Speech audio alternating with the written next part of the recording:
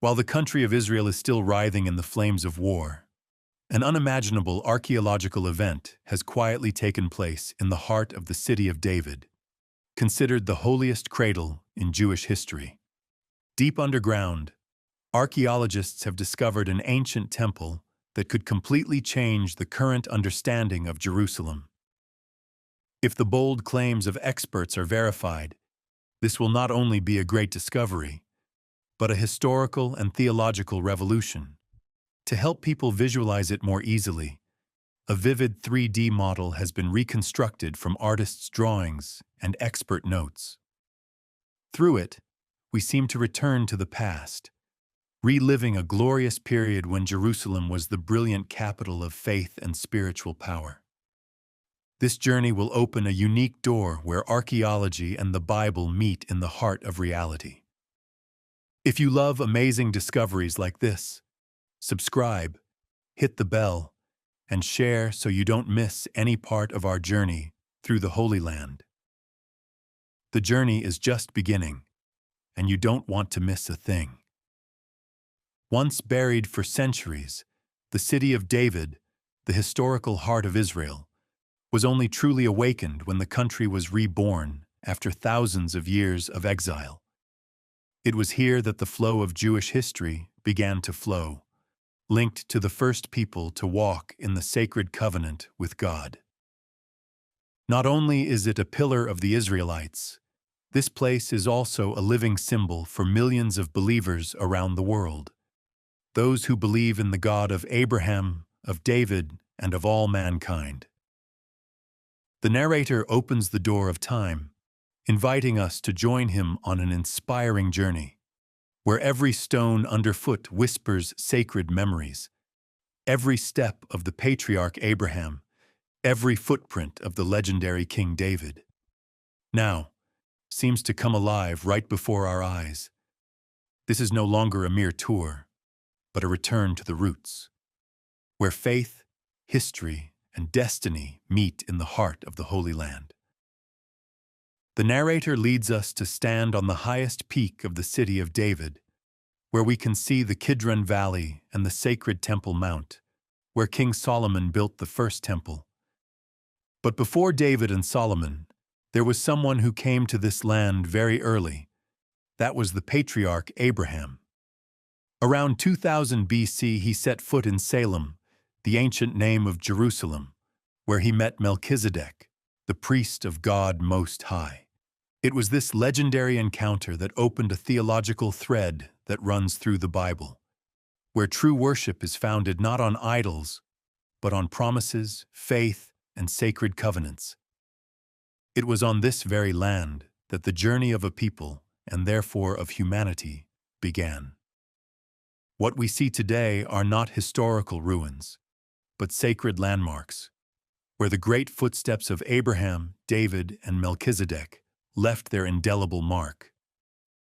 In this part, we return to a dramatic chapter in Genesis 14, where a coalition of powerful kingdoms led by the king of Elam invaded the plains, defeating cities like Sodom and Gomorrah. In that wave of invasion, Lot, Abraham's nephew, was captured alive and taken away with his possessions. The bad news quickly reached Abraham. With determination and faith in God, Abraham did not hesitate to act. He gathered 318 men from his house, a small number compared to the opposing coalition, and launched a surprise attack in the night. With clever tactics and perfect timing, Abraham accomplished the seemingly impossible, defeating the powerful coalition, rescuing Lot and the other prisoners, and recovering the stolen property. Upon his return, Abraham was offered a share of the spoils by the king of Sodom, but he refused outright, claiming that the victory was due to God's intervention, not human effort or material reward. This action set in motion a chain of events that led to his mysterious encounter with Melchizedek, God's high priest, in Salem, modern-day Jerusalem. On his way back from the battle to rescue Lot, Abraham stopped in Salem, an ancient city considered the precursor of Jerusalem. Here, he met a mysterious figure, Melchizedek, who was both the king of Salem and a priest of God Most High. This brief but profound encounter marked the history of faith. Melchizedek blessed Abraham, and Abraham offered him a tenth of the spoils of war, the first act in the Bible of the concept of tithing. Remarkably, the site that many scholars believe to be the site of the meeting has just been excavated in the city of David. It is an ancient temple complex devoid of any idols or pagan vestiges, just a standing stone, matzebah, a pure symbol of worship used by the patriarchs to worship God. It is the simplicity and purity of this architecture that has led many archaeologists and theologians to believe that this may have been the site where Melchizedek performed his priestly duties. If this is true, then before Solomon's temple, before traditional priestly rites, Jerusalem was the only place of worship dedicated to the living God, the beginning of a timeless stream of faith. The narrator leads the audience to one of the most shocking archaeological sites in the city of David, the so-called House of Shalom, also known by its haunting name, Temple Zero.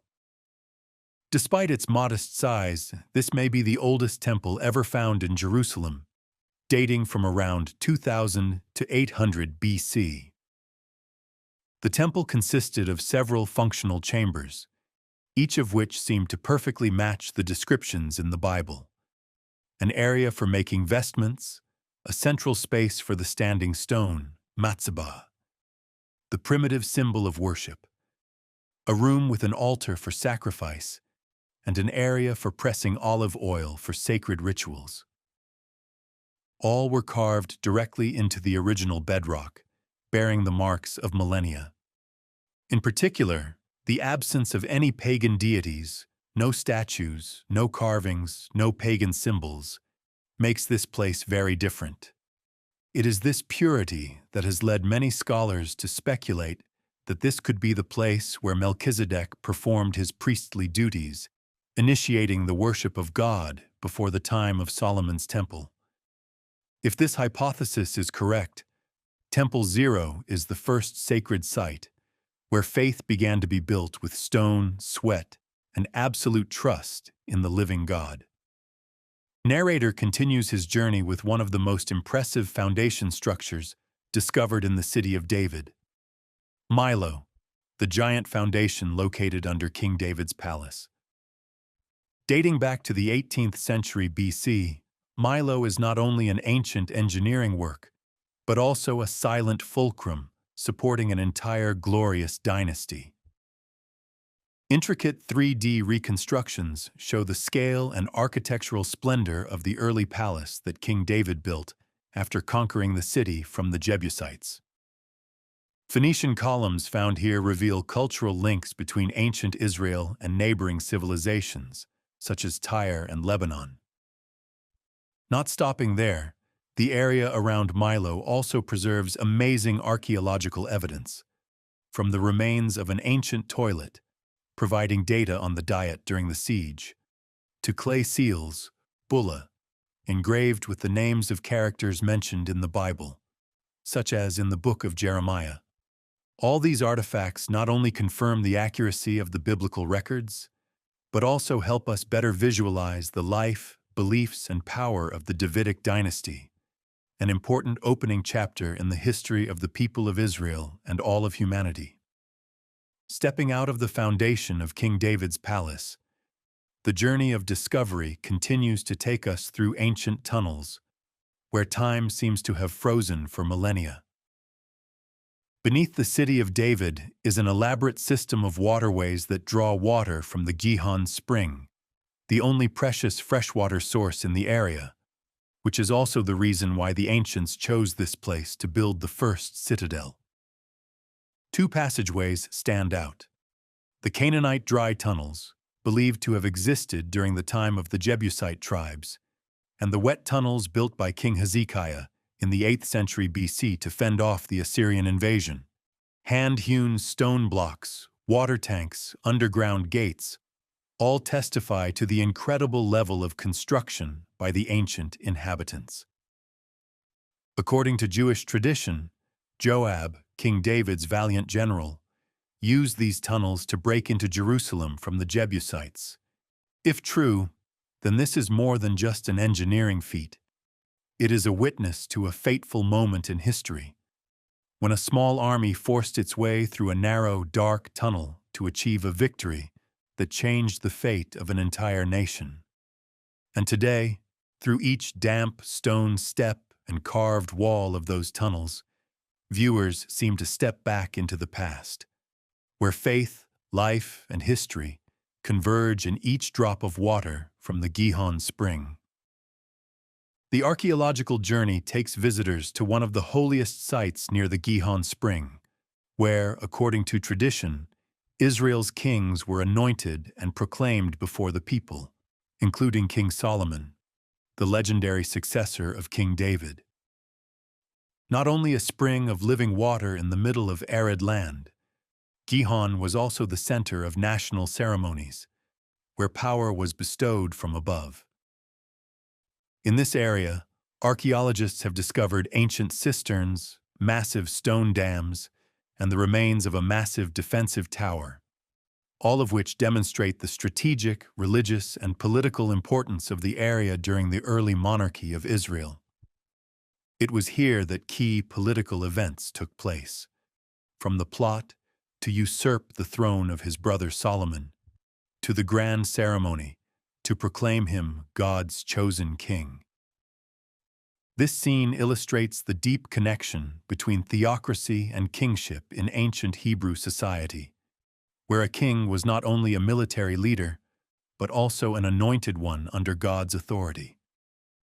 And it all began at this very fountain, where life and rule flowed together in an unbroken stream through the generations. The final leg of the archaeological journey in the city of David is not simply an ending, but the beginning of a greater discovery.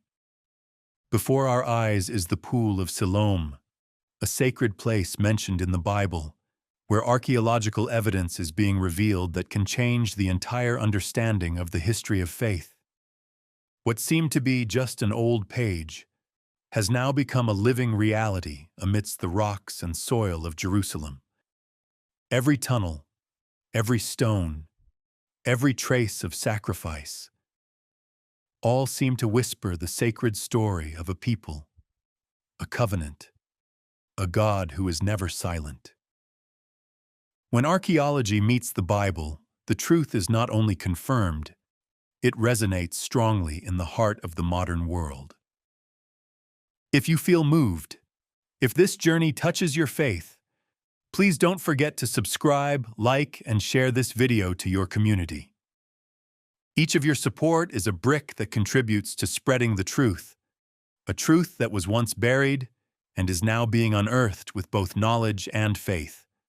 Be a part of this historic recovery journey, because the most amazing things are still waiting for us ahead.